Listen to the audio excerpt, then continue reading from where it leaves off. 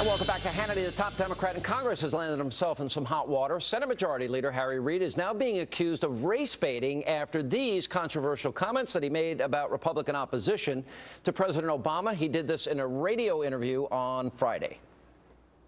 My counterpart, Mitch McConnell, said at the beginning of the presidency of Barack Obama that he had one goal, and that is to defeat Obama, make sure he wasn't reelected. And that's how they legislate in the Senate.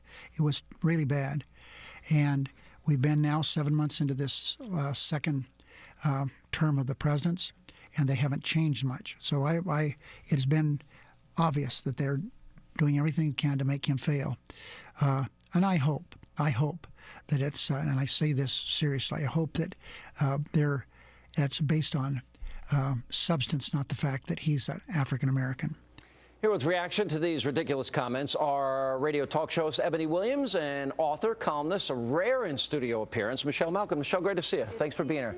Eboni, we'll start with you. To me, this is quintessential, the quintessential attack by Democrats. Republicans hate women. There's a war on women.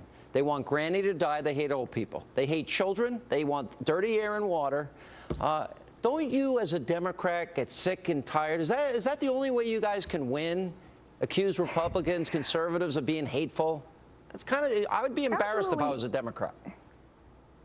Well, no, it's absolutely not the only way we can win, Sean, but certainly you're not going to sit here and act like this type of racist epithet does not exist somewhere within the Tea Party and within the Republican Party. Now, I don't for 1 second believe that all Republicans are racist. Then. Tell me one person. Give me a name of one of these people that are racist. Okay, well, for a name, how about Marilyn Davenport? She's an official with the Orange County GOP right in my own backyard here in California, sending out emails depicting President Obama and his family as apes. I'm talking about national figures. Racist. Nobody knows this person. Is Mitch McConnell a racist? Because he said, I hope Mitch McConnell is in. This is just an effort to silence opposition. Michelle. Yeah, and if you want to talk about racist national public figures, how about Harry Reid, who looks down his nose at Hispanics who, of their own free will, have chosen to be pro-free market, pro-life Republicans. He said, I don't know a single Hispanic who would even choose to be a Republican. Basically, is suggesting that you're a traitor if you get off of his liberal plantation. You want to talk about all of the racist comments that people have made about every conservative person of color in public life, dating back to Clarence Thomas through Condoleezza Rice, Marco Rubio, and Ted Cruz. And Eboni, I can tell you from my own personal experience after 20 years plus in public life that progressives of power and passive-aggressive punks like Harry Reid are among the most racist people on this planet.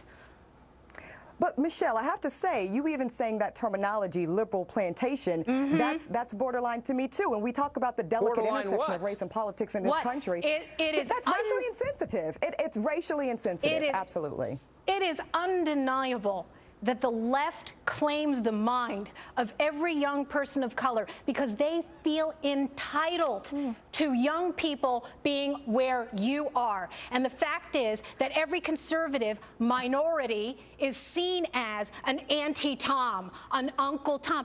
Have you condemned this liberal hate speech against people who, of their own free will, have chosen an ideology that goes against the grain? Yes, it's a plantation.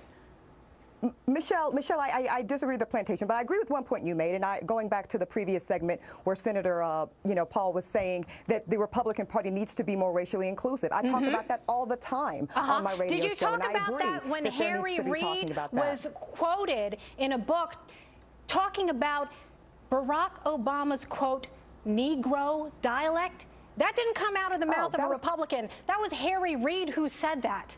Is that racist? Right, and Harry Reid was wrong. Harry was absolutely wrong to say that. Eboni, Eboni, I got a question. Is that racist? An old person who is racially insensitive. He's an encrusted Beltway barnacle who deliberately tried to use the race card against Republicans to deflect from his own legislative failures. But speaking about deflection, though, Michelle, to be honest, let's not act like just a couple of weeks ago, you've got protesters in Arizona calling the president the 47% Negro. That deflects from substantive policy disagreement. And you're pinning that on the entire conservative movement and Tea Party. You want to talk about marginal figures? Have you heard Al Sharpton it's a conversation. Lately? Okay, you want to talk about the mainstreaming of racism? Let's talk about the way that conservative minorities are demonized every single day by leaders in your own party. Right, but we can't have that conversation, Michelle, and not also address the racism that does exist. And I agree with you. Any bit of it, whether it's from the left or the right, is unacceptable, it's ugly, and it's distracting. And Harry Reid is a major troll in Washington, using his position of power as an encrusted Beltway barnacle to exploit racism. That should be detestable no matter what your color is and whether you have a D or R or an I by your name. Agree? Well, that we can agree about. Fabulous. A candid, honest discussion of race. All right, on that happy moment of agreement, we're going to end here. Thank you both for being with us. Good to see you in studio. Eboni, thank you.